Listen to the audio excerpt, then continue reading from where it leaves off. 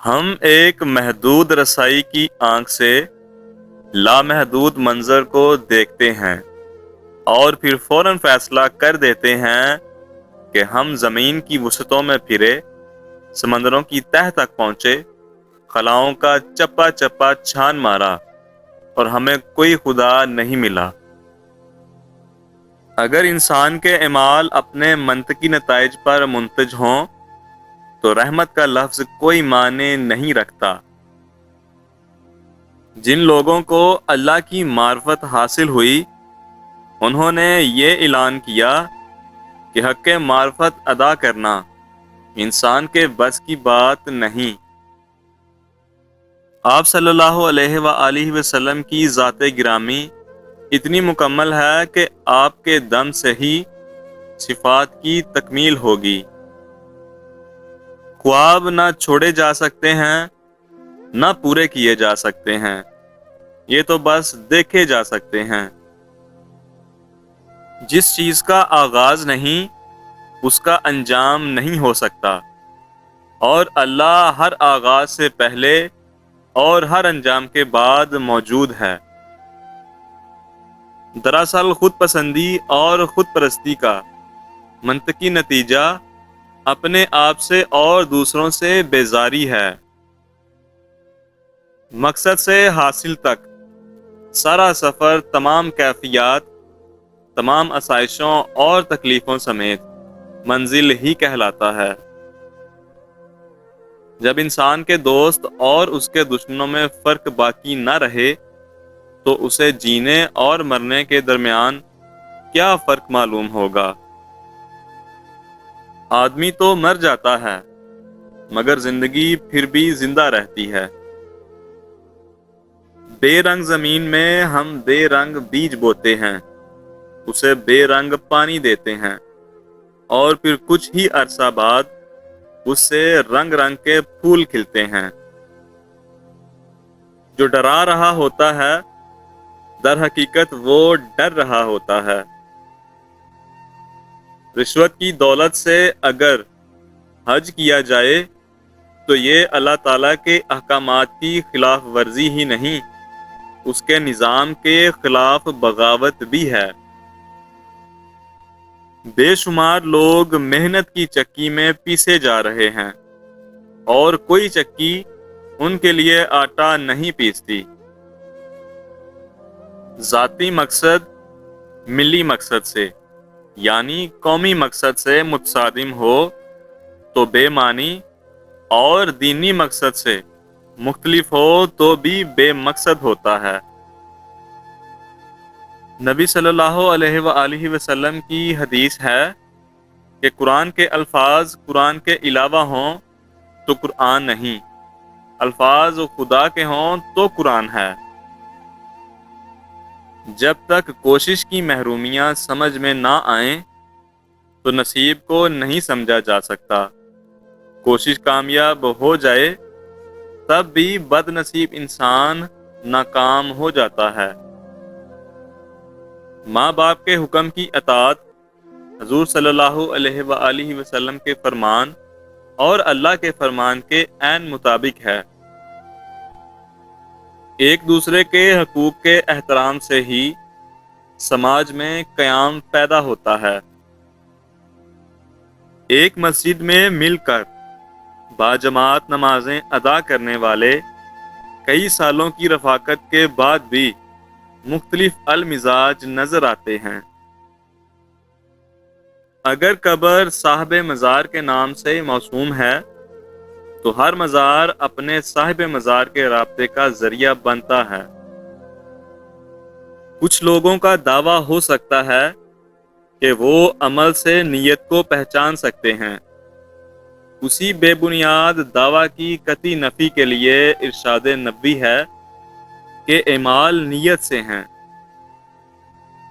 مخلص کی تعریف ہی یہ ہے کہ آپ کے ساتھ آپ سے زیادہ مہربان ہو۔ خدا سے آشنائی ممکن ہی نہیں جب تک کہ وہ خود آشنائے راز نہ کر دے۔ ایسی آرزو جس کے حاصل کرنے کی خواہش ہو اور اس کا استحقاق نہ ہو، رحمت کے انتظار میں پل جاتی ہے۔ حاکم امین ہوتا ہے اور محکوم اطاعت شعار، دونوں خدا کے قریب ہیں، بشرط یہ کہ دونوں خدا کے قریب ہوں۔ اگر غریبی سکون میں نہیں اور غریبی کے باوجود غریب پر یقین کی دولت نازل نہیں ہوتی تو وہ غریبی عذاب ہے۔ نبوت اخلاق کا نتیجہ نہیں، اخلاق نبوت کی عطا ہے۔ وہ جنت جس میں اپنے علاوہ کوئی نہ ہو دوزخ سے بدتر ہے۔ طاقتور انسان کمزور انسانوں کی عنایت کا نام ہے۔ خالق کا ہر عمل خالق کی طرح محترم اور معزز ہے۔ یقین کے ساتھ اٹھایا ہوا پہلا قدم جو جانب منزل ہو وہی منزل ہے۔ بے بس انسان کا سجدہ ہی بے بسی کا علاج ہے۔ ہم وقت سے پیچھے رہ جاتے ہیں یا خوابوں میں وقت سے آگے نکل جاتے ہیں، لیکن وقت کے ساتھ ساتھ کیوں نہیں چلتے؟ وہ لوگ جو انسان کو چھوڑ کر یا اس سے منہ موڑ کر خدا کی تلاش کرتے ہیں کامیاب نہیں ہو سکتے۔ اگر انسان صرف اپنے ماں باپ کے عمل سے پیدا ہوتا تو ماں باپ کو یہ حق ہونا چاہیے کہ وہ چاہیں تو بیٹے پیدا ہوں اور چاہیں تو بیٹیاں پیدا ہوں، لیکن ایسا نہیں ہے۔ انسان ہمیشہ مسافر خانوں میں آباد رہنا چاہتا ہے، قبرستان میں کھڑے ہو کر اپنے ہمیشہ رہنے کا بے بنیاد دعویٰ کرتا ہے۔ انسان کی سوچ کتنی لامحدود ہے کہ وہ ہر چیز کے بارے میں سوچ سکتا ہے، لیکن یہ سوچ کر شرمندہ ہو جاتا ہے کہ انسان خود ہی محدود ہے۔ ادرک میں نیم کا رس اور لیموں کا رس ملا کر چہرے پر لگا لیا کرو، 3 دن میں رنگ سفید اور جھریاں ختم ہو جائیں گی۔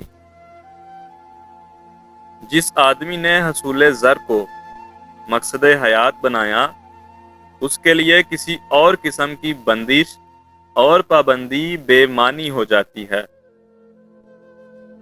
میں مزارات کے بارے میں سوچتا ہوں، خانقاہوں کے بارے میں سوچتا ہوں، یا اللہ یہ کون لوگ تھے کہ جن کے ہاں مر جانے کے بعد بھی میلہ لگا رہتا ہے۔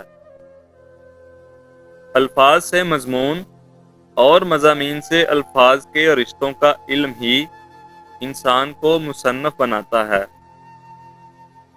قانون تو یہ ہے کہ محنت کرنے سے رزق ملے گا، لیکن جب دینے والا چاہے تو بے حساب دے دیتا ہے۔ ہم لوگ اسی سائل کو جھڑکی دیتے ہیں جسے ہم کچھ نہیں دیتے۔ ایک تو اس کی مدد نہیں کرتے، دوسرے اس کی تذلیل کرتے ہیں، اور تیسرا اس غرور کا اظہار کرتے ہیں جو ہمیں اپنے مرتبے پر ہے۔ ہم خوش فہمیوں اور خوش گپیوں میں اتنے مصروف ہو جاتے ہیں کہ انجام نظروں سے اوجھل ہو جاتا ہے۔ ضمیر کی آواز اس خواب گراں سے بیدار کرتی ہے۔ جب محروم اور غریب اس مقام پر پہنچا دیا جائے کہ وہ اللہ کی رحمت سے مایوس ہونے لگے تو وہ وقت عمرہ کے لیے آغاز عبرت کا وقت ہوتا ہے۔ اصل جلوہ نظر آنے والے جلوے کے برعکس بھی ہو سکتا ہے، جیسا کہ نظر آنے والے ستارے یوں محسوس ہوتے ہیں کہ ننھے ننھے ٹمٹماتے دیے ہوں۔ آنکھیں اس کائنات کے ساتھ ہمارے رابطے کا ذریعہ ہیں۔ چھن جانے کے بعد جس مقام کی دوبارہ تلاش شروع ہو جائے وہی مقام انسان کا بہشت ہے۔